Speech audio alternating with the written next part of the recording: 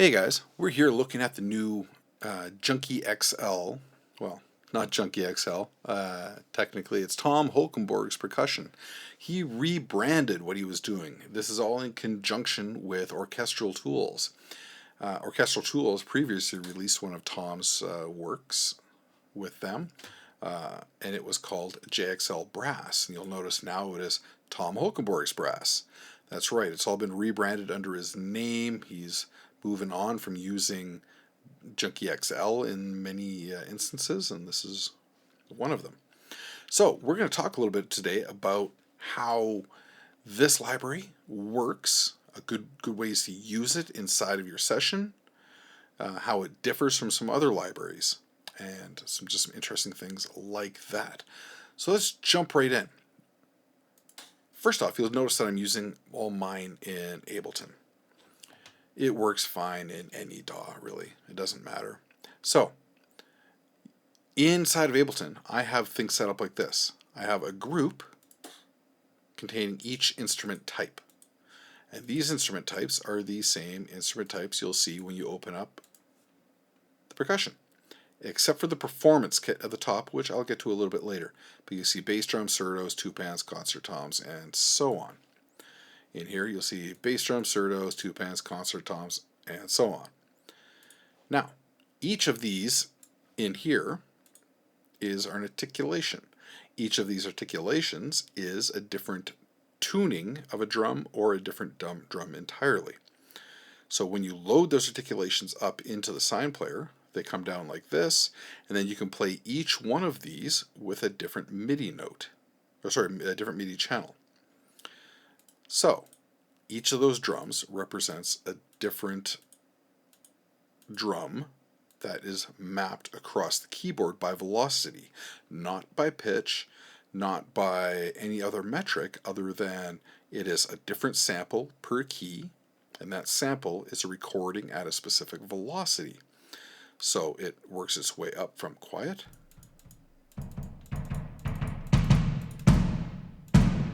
to loudest. So you can do some really interesting things working like this, but there's some real things you got to wrap your head around before you can really make the most of it. This method of working, Tom was saying, comes from his old school way of doing things, and you'll see them even today. You look on the Maschine, you'll see 16 velocity, and MPC has the same thing where you'll take one drum, hit that, and next thing you know, the velocities are measured across the pads, so that they are always the same on that individual pad, but the further you go up the pads, the louder it gets played back. That mentality, that philosophy gets now brought over and is used across a keyboard. Some of the drums have a large amount of drums. So you actually, on my keyboard, I have a 61 key keyboard, and I have to octave up to get to all of them. There's so many individual velocity articulations going on in there. So, you'll notice that inside the bass drum, I have the sine player right there. To the left of the sine player, I have a group that contains all the MIDI tracks. Each of these MIDI tracks feed into sine player, and then all the audio tracks, the buses, from sine player branch out to the audio tracks I have to the right of it. So MIDI tracks here, sine player, audio tracks. That is the way I work all of this stuff in here. Now, you'll notice that when you open sine player, we'll just do that again. Again, each of these can be set to a different MIDI channel. I find it pretty easy just to keep them 1, 2, 3, 4, and so on. So that each of these tracks then represent a different articulation that you're shooting down there. In the mixer section, you'll see all your different drums across here. You go down there, you'll be able to scroll along all the way over to there. Now, at the bottom, you'll see your mic positions. On the JXL, I gotta stop calling it that, the Tom Holkenborg Percussion, you'll see front and back. Front and back is more than just two drums. It is a collection of drums that represent the front of the sound that you want to hear, and a collection of drums that represent the back. This is all mixed by Tom himself, and these are the mic controls that you're basically given for representing the work he did on the back end. So, you'll notice I have these all branched out. going out buses, 3 and 4, 5 and 6, 7, 8, and so on. You can grab one of those and run them out up to channels 31 and 32.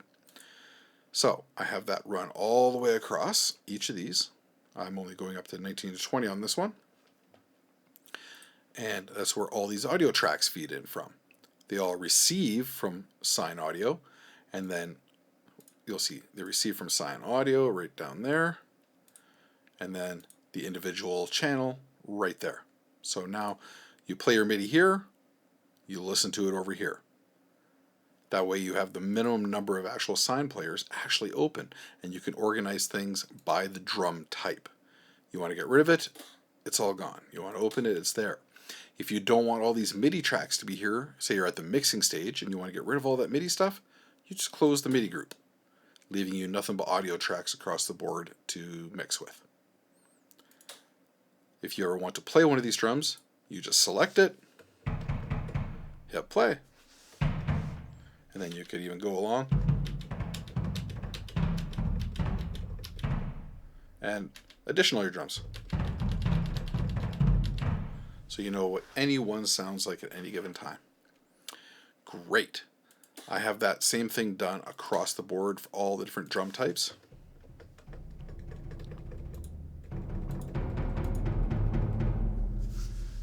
And everything's been named up here, same as it is named over here, just for ease of use down the road.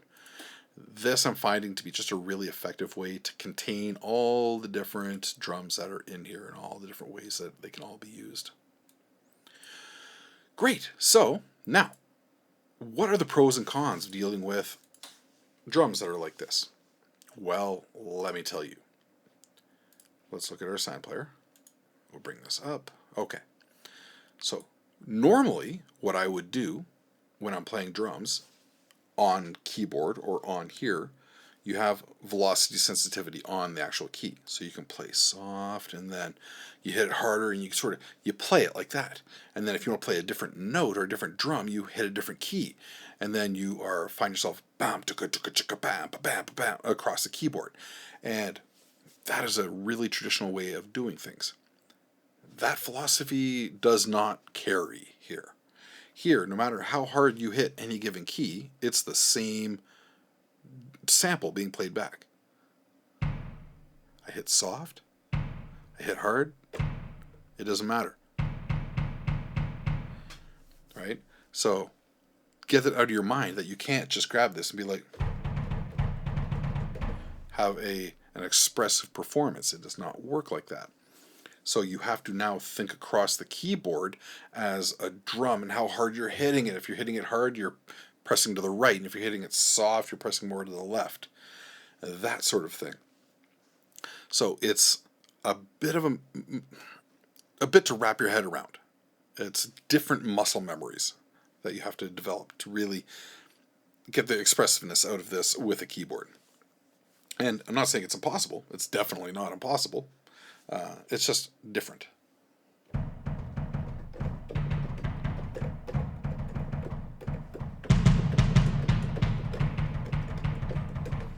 So you can do it. It's a little weird. It doesn't feel entirely natural to me yet because I've only had it for a couple days and I'm still kind of getting a vibe for it. Another thing to note, one thing that Tom had mentioned in his video was trying to avoid that machine gun kind of vibe. And that's totally valid. Using his setup, you can't just play a couple drums like you normally would, like a couple keys, because you're going to get that very machine gun effect, right? You have to play around it. Normally, you could play other velocities and change it up a little bit.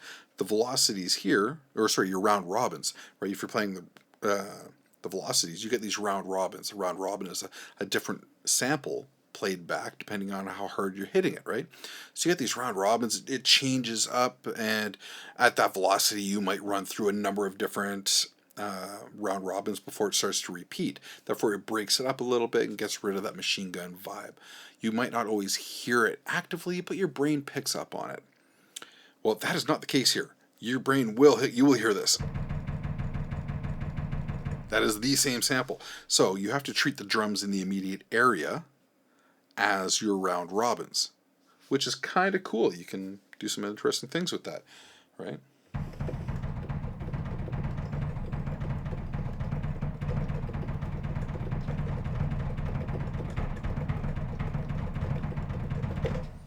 Right? So you start to use some more keys around the area, and you can quickly imitate some round robins and add a little bit of variety in the velocity as you're doing it.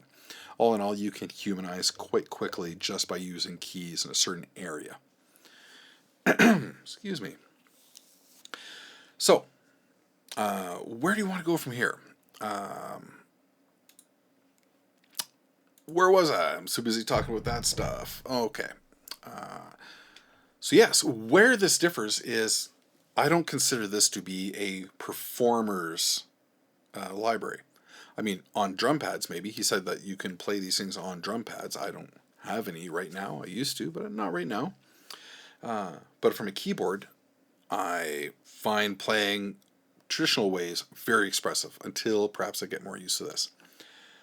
That said, you can do a lot of tricks in this that you cannot pull off easily with other things, namely the editing. You can go in and edit to your heart's content. It's so nice to edit with your notation being your velocity rather than the little lines or grid at the bottom. Now, check this out.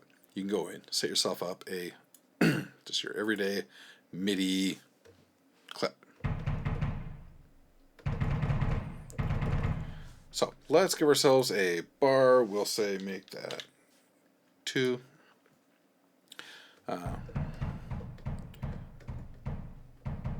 We'll give ourselves some notes. We'll enter some notes here. Now, I don't know if you guys know this, but you can just press that little button there. And then when you hold down a note and you just press the right arrow key, it enters that note. And then you can jump forward and back based on your quantization. And then if you ever want to enter another note, you hold that down, press right, and it'll enter the note again. And now you can start entering all these different velocities. And say, oh, now go over one more, enter it there. Go over one more. Go to that one. Powerful one here. Go over one more, enter that there. Excuse me while I just enter a pile of stuff. Now we're going to enter in some low notes.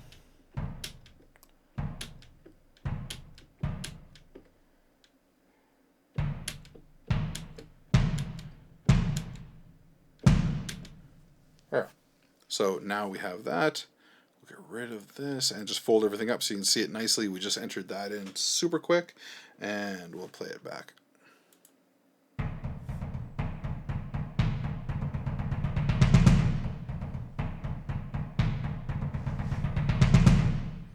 Cool. Now, normally, if you wanted to adjust all the velocities, you'd have to go in here and start tweaking that, or you could hold down your, your Alt, and you could adjust the velocity there. But it's always kind of weird, right? Here, with JXL, you can kind of get rid of that whole lane, and if you want to focus on your accents, you can grab just the notes that you want to accent, and you boost them up. And the notes that you want to make quieter, just bring them down. Oop. Or move them around. So we'll grab those and we'll just bring them down a little bit. Right? So now you can get a very clear visual representation of what you have going on, which is gold. Absolute gold. I find I've been working like this a little bit, and you hear the difference. It's just amazing.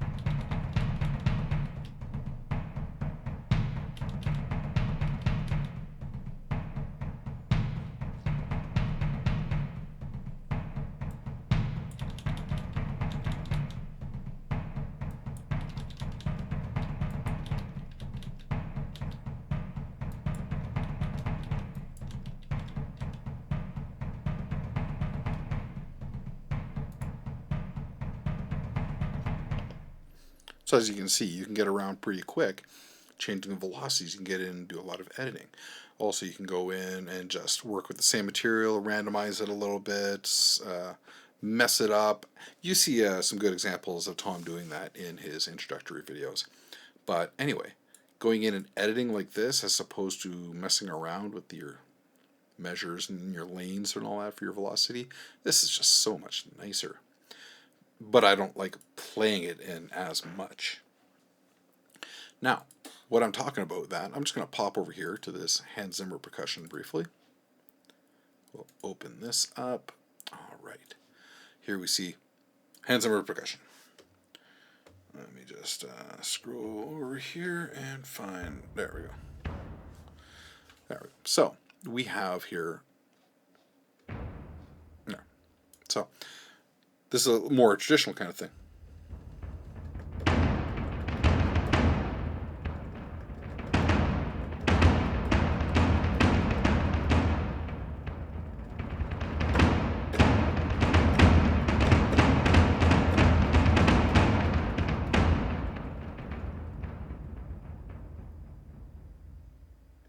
So I'm used to being able to play expressively, and you can get a pretty expressive performance just on 2 keys. It sounds pretty cool.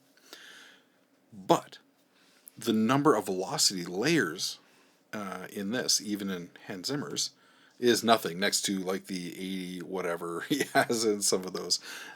Absolutely ridiculous amount of velocity layers. So can you tune them in, tune your performance in to be exactly what you want it to be, a little bit tighter in the other Tom Holkenborg stuff?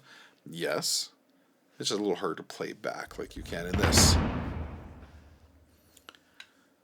So this, I feel, is a little more performance oriented, but you know, so be it. Editing in this is a bit more of a pain in the butt. Now, both of these libraries give you the mic positions. So in the Tom Holkenborg one, you have the front and back. Here you have close mic, the room mic, and the ambient mics in the back. And they add quite a bit to the sound quality. Or they can change the qualities of the sound quite a bit depending on how you want to use them. But we'll dig more into that in a little bit. Scrolling back over, we can check out, we have the Surdos, and he's got lots of different Surdos in here. They all sound really amazing. Now, one thing that you're going to notice a lot throughout all of his drums, and I'm not going over all the drums in detail, you can check out all of Tom's videos for exactly how all these drums sound. But one thing you're going to notice in all of these is that there's nothing really, well, there are some, but they're not all a giant collection of super bassy cinematic hits that are just full of bottom and right? These hits are all designed to really cut through a mix. These will chew up the territory. So, with that in mind, would I consider the Tom Holkenborg library to be like the quintessential, you should have this kind of library? No. But I would absolutely consider it a very good idea to have this be your second library. Get a library that is full of rich, dynamic sounds that give you a wide variety of things that you're looking for. And I'll go over a couple of those in a minute. And then pick this up, because this will fill in all the little holes. This will add all the punch and all the character that you want in a mix, right? You can get all these other drum libraries that give you all the boom, boom, boom, boom, the big bass and the taikos and all that kind of stuff. And then you start adding this on top of it and into it, and you're going to find your drum mix just all of a sudden punching through the speakers and giving you a nosebleed.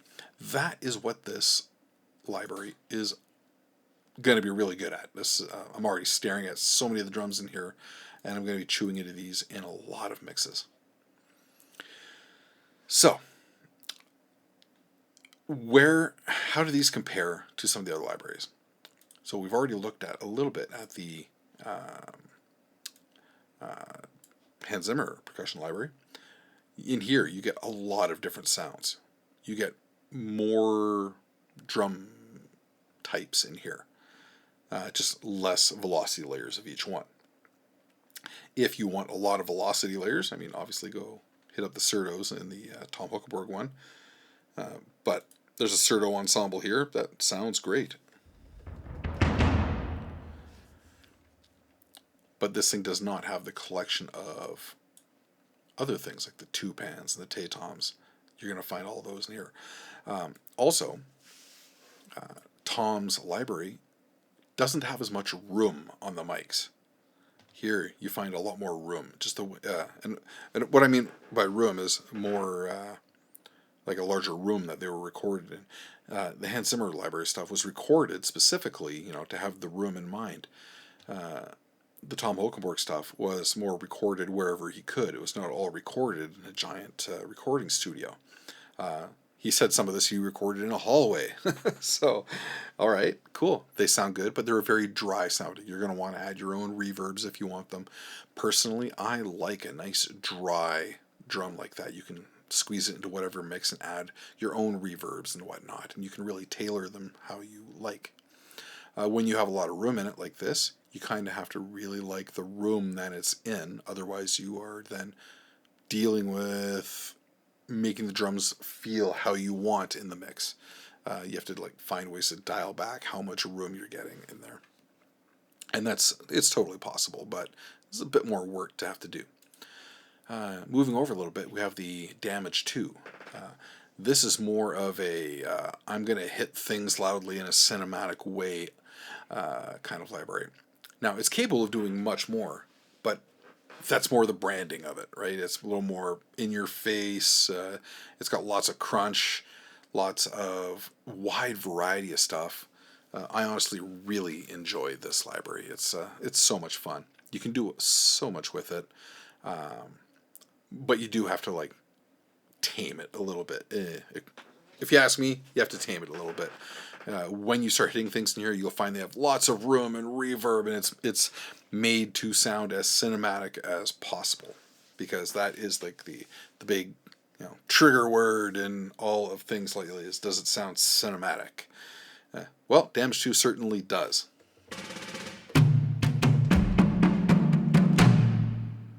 You hear all that reverb? I mean, it sounds great, but let's just dial out the hall there.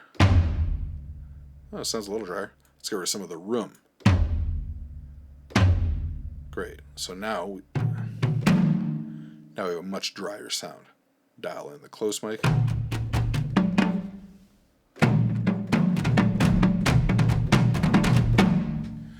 It's a really, really good library, I swear to God. One thing that you can do in this library that's really cool is you can grab individual samples and then reposition them on the stage. Front and center, a little back off to this way.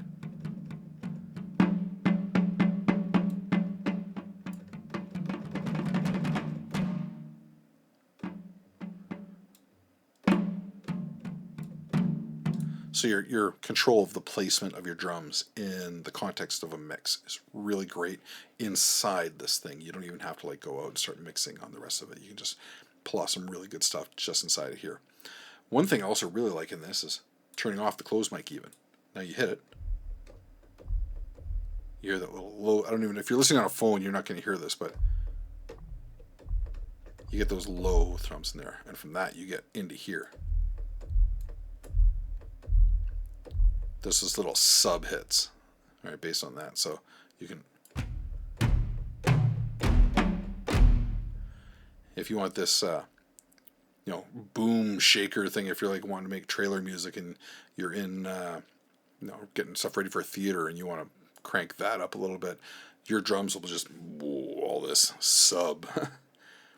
Sounds really good. Anyway, from here you can go in, you can start changing the sources that each of the keys have. The keys are separated by octave, so you can have 3 different octaves across the keyboard, handling duties from one section to the next. You can go to any given key, change the sample that key plays. You can go to the settings, and this is all on a per key basis. It says D3, F3, G3, E3, so on. And from that, you can change the tuning of that drum.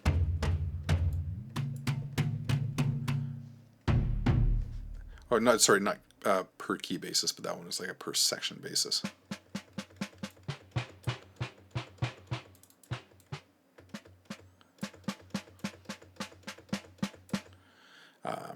hook up performances.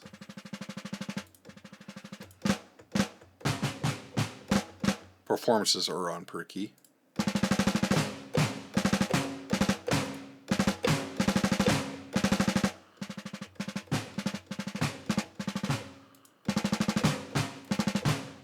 Anyway, you can toggle those on and off. It's that kind of fun you can have in there. And then, of course, master effects that you can like punish or, add in any number of things from like drives to filtering, delays, saturation, and so on. All in all, this is a really freaking cool library if you want to get in and just create tons of stuff, because check this out. Oh, scroll up here. There we go. They have a metric ton of content in here. So much stuff.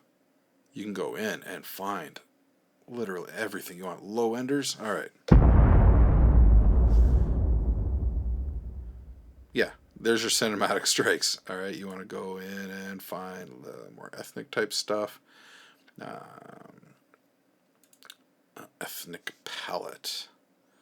Let that load up.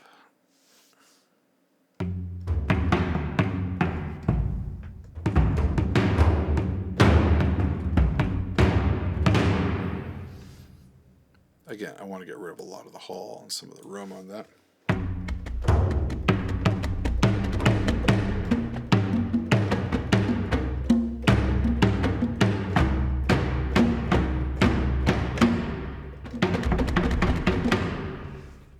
Good times. Get the library. It's fantastic. Albion One. This is Spitfire's other thing. Spitfire also did the Zimmer Percussion. They worked with him to put that out. So Albion One is a bit more of an old school kind of library. Old school, but really cool. I've had this for years now, and it sounds fantastic. If you're putting this into basically any mix that you want to sound really thick and huge, this is a really great go-to.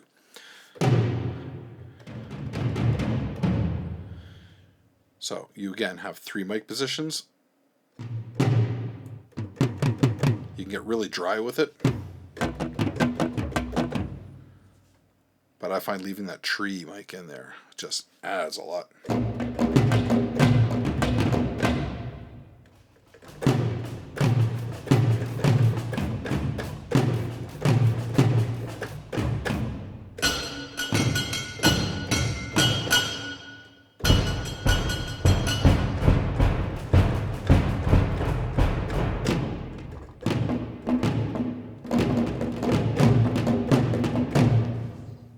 Wide variety of sounds, really good, well put together, well recorded. I like it. Straight across the board, everything is velocity sensitive, as is typical. And then finally we have another really good one called Strike Force.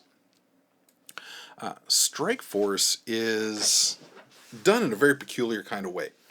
You're going to see down at the bottom, they have all these little colored sections. Each of these sections, all right, first off, when you bring up a patch, it's basically a drum or a drum ensemble. Each of these sections is, you can think of it as a tuning for that drum, right? So you have a low tuning, a little bit higher, up to the highest tuning. Then each of the, from the low end to the high end of each octave is the velocity that it's recorded at. Not the velocity that it's played back at. The velocity that it's recorded at. You can then take that velocity and play it back softer or harder than it was recorded at, which, if you ask me, is amazing, because you can get some really cool stuff. You can play something that was recorded really hard, but play it gently, and you get a really different kind of tone out of it. So how that might sound. So you go up the scale from here. Right? So we'll do that again.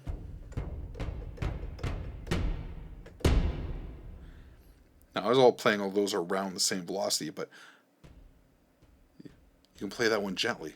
That is the same hard recording. Same down here though. You have the softer recording that you can play louder.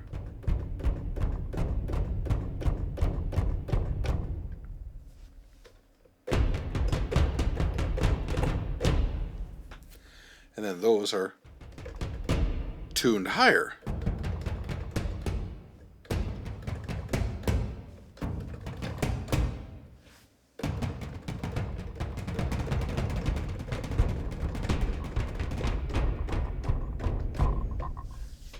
Now at the very bottom, you have these collections down here. These are little 2-finger groupings of those higher samples. Down here, they have everything squashed in so that you can play everything from a smaller keyboard and still have lots of fun doing it.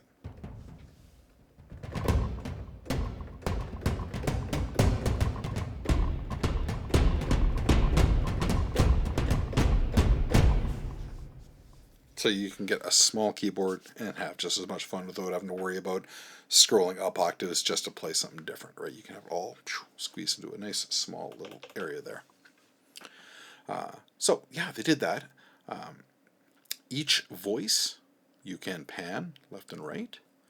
You can turn off articulations up in here, round robins. You have control of your close mix and your far mix. So yeah, this is a pretty roomy thing. But we'll adjust the mix to being entirely zero wet. Punchy, punchy, punchy. That's just one of the punchiest sounds. God damn. So, yeah, you want to be fully wet? And anywhere in between. And then you have the envelopes for each one. So say you want to have it wet, but you don't want the reverb to hang around near as much.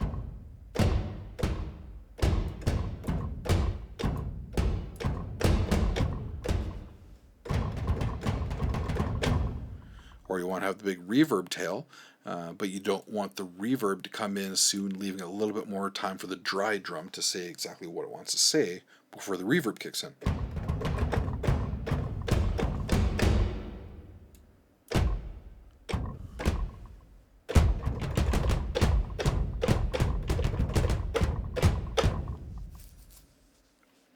Plenty of options. And again, I'll have to scroll down to it here. Strikeforce gives you a bucket load of different drums. Now these are just the big drums, they call it.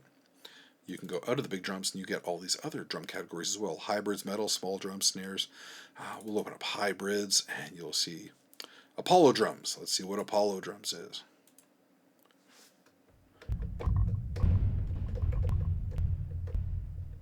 Or armor.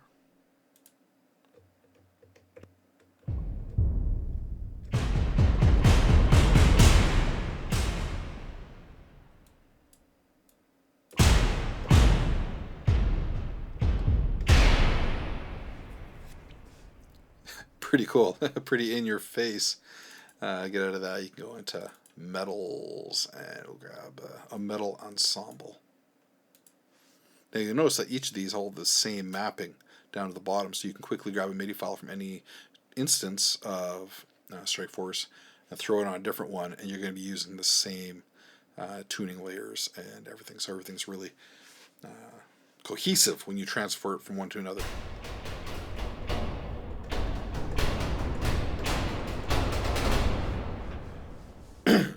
So Strikeforce does one thing that I wish the Tom Holkenborg library did, and that's let you have your velocities going up in keys, but also be able to play them on the keyboard. Having that taken away from is kind of a crippling feeling off the start. It's going to take that much longer to get used to using it without that. Because this library gives it to you, you have the different velocities across the keyboard, but you can also control it with the normal velocity, so you have best of both worlds.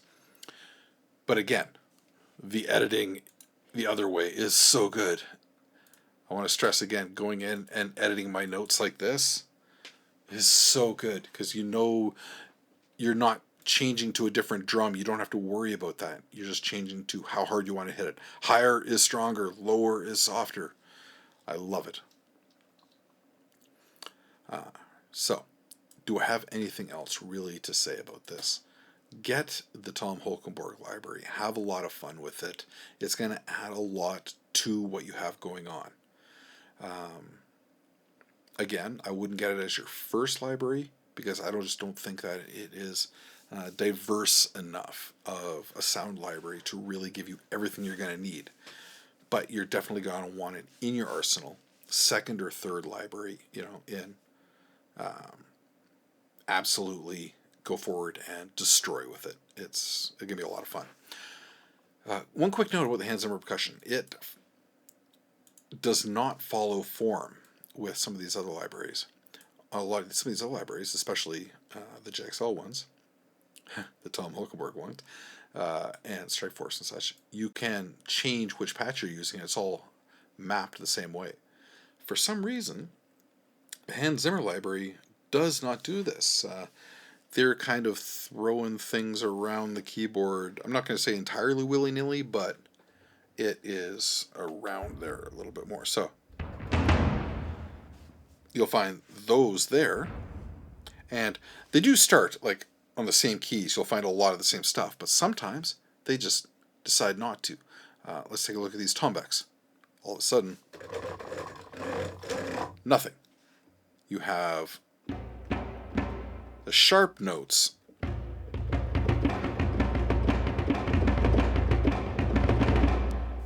The sharp notes are playing what you got there. Then you hit this, and it's back to the other notes. And that one is a combination of white keys and black keys. They don't. Oh, and that one has the same white keys and black keys, but the black keys in this one are now kicked off to the side. So the mappings on them are what? Why? I don't really know. I'm not entirely sure. Maybe they figured you can set up some sort of MIDI arrangement while you're playing multiple. I don't know. I wouldn't do it like that. It'd be really nice if I could just know where it is on my keyboard just by going, okay, I'm going to go play this.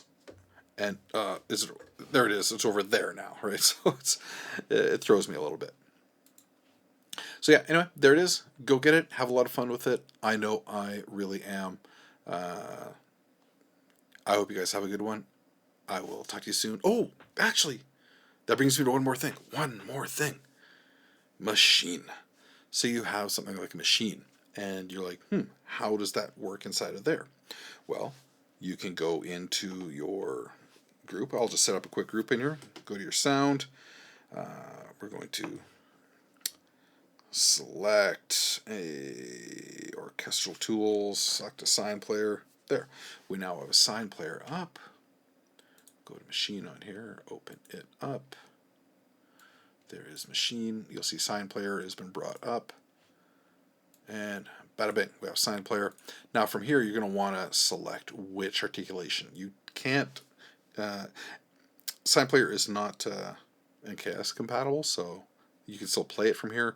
You're just not going to get all the bells and whistles from here, like being able to load individual patches and such.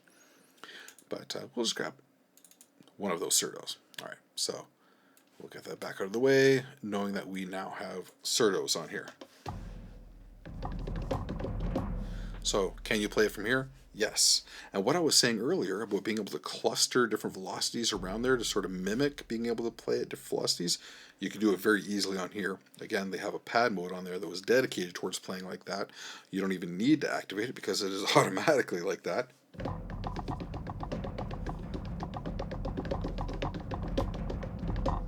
You can octave up.